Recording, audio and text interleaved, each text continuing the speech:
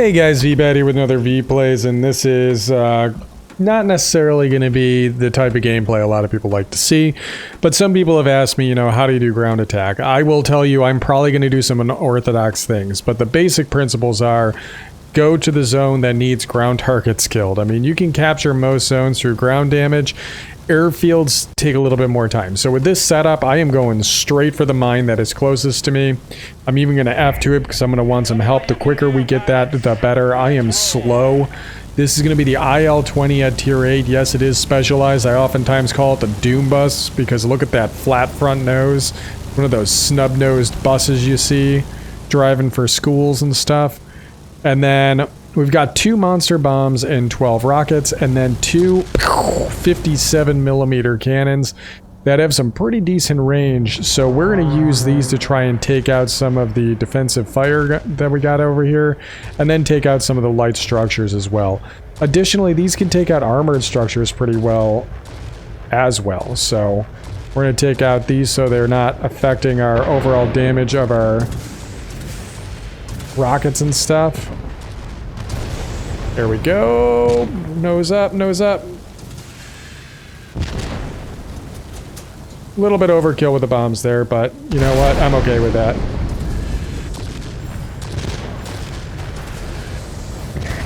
There we go. We got it, boys. So we got a really quick reload because we are running the hardened pylons.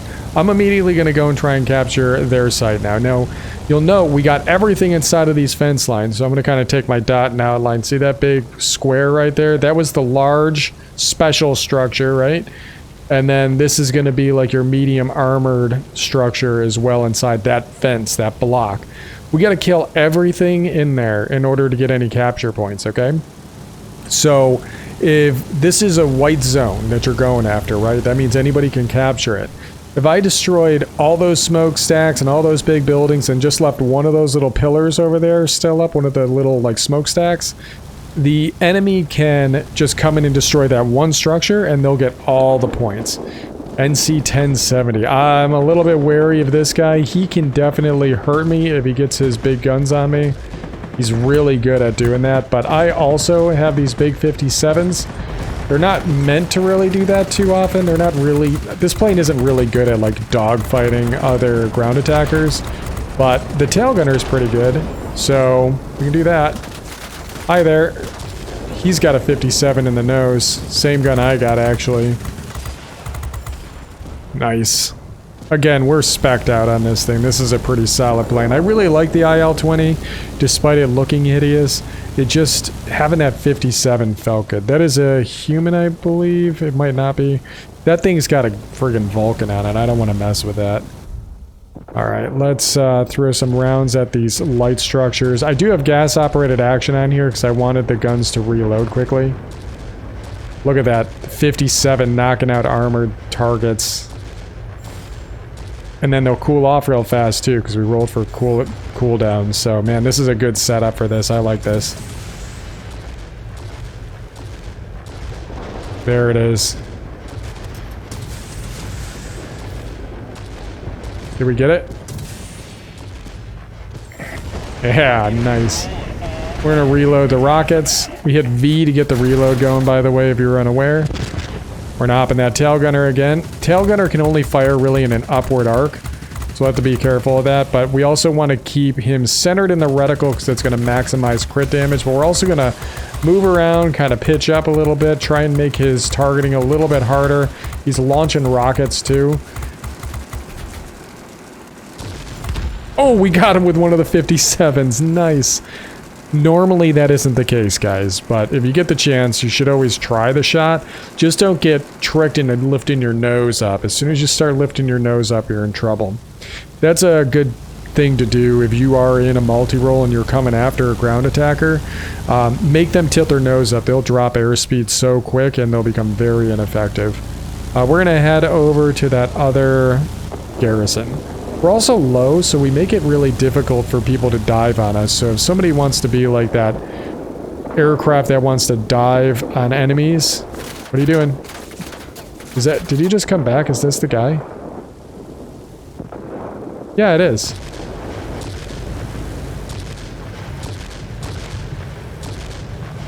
Okay, cool. We got an ally on him. Nice. What is this? Human? Yeah, that's a bad plane to come at my tail gunner with. We're helping, guys. Took his engine out.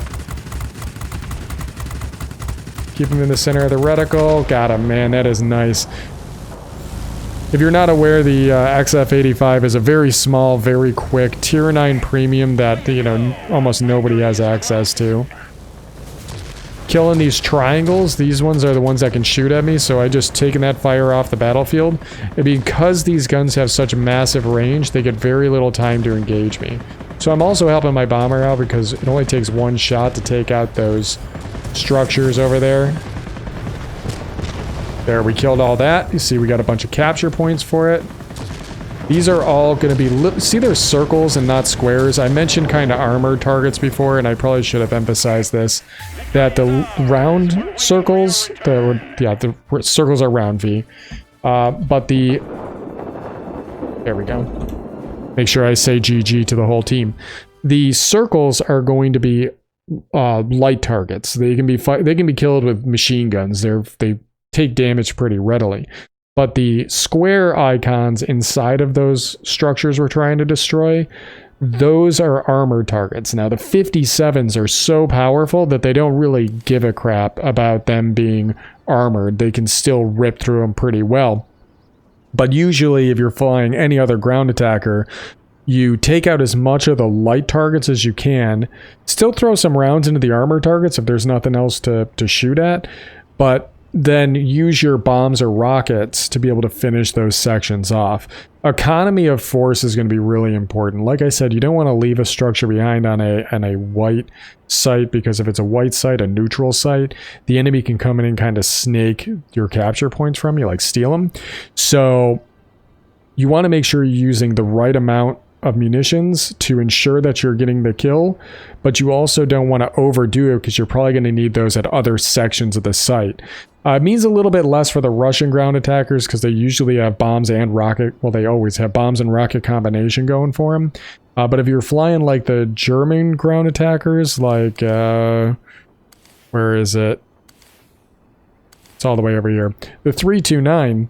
The 329 gets 4 30mm cannons, and they're not bad. They're solid cannons, but they're not going to be able to take out those armored ground targets as easily. It's going to take a lot of shots. And this thing only carries 2 bombs. It has a much quicker reload, 45 seconds, but it's really going to rely on economy of force. Where do I drop those bombs to make sure that we're affecting the battlefield? And additionally, the 30s are a lot easier to engage other ground attackers, so if you are kind of competing for a zone, especially over a neutral, this plane does really well at being able to counter something like an IL-20, especially since it's faster and more nimble. But the same principles apply if you're just going up against ground targets, right? Making sure that you're getting all of that section. So if we take a look at our post-battle results here, you'll see that it says ground targets destroyed. We killed a lot of buildings, right? We killed actually 53, as you see indicated right here.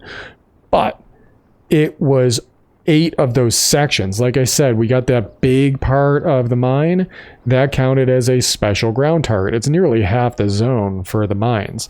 And then we have a medium armored ground targets and medium ground targets to take out. The medium armored ones are the ones that are predominantly going to be the squares. The medium ground target it's referring to right here is the one that was over at the garrison that only had 3 hardened structures and 3 light structures. So you may need to go back and look at the tapes towards the end of the battle. But that's what that's equating to. And we were able to rack up a decent amount of capture points. 350 of which were while we were attacking.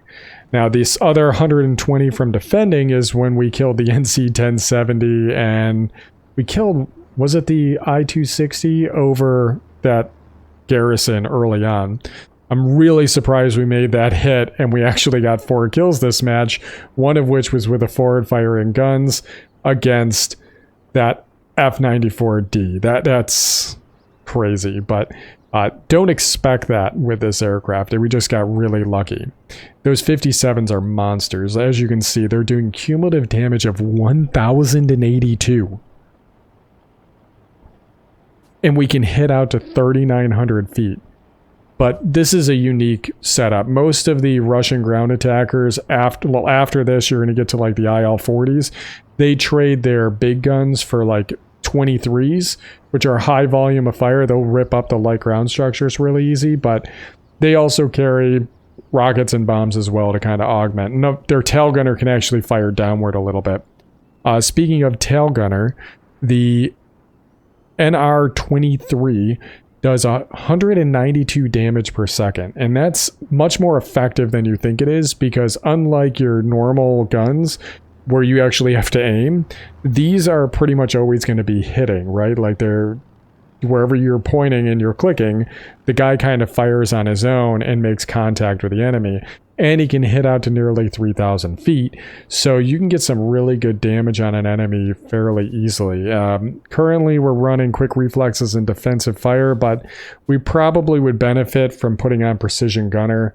I've advertised that as a really good choice for tail gunners after I discovered that bots typically break engagement once they take critical damage, and precision gunner increases that likelihood. So for those of you that were struggling with struggling with air to ground, in particular with attack aircraft, this is the way that I fly them. There are a lot of people that are way better at it, so just be aware that I'm not the end all be all on this, but this is the way I do it. So I hope you guys enjoyed this video, and as always, I'll catch you on the next one.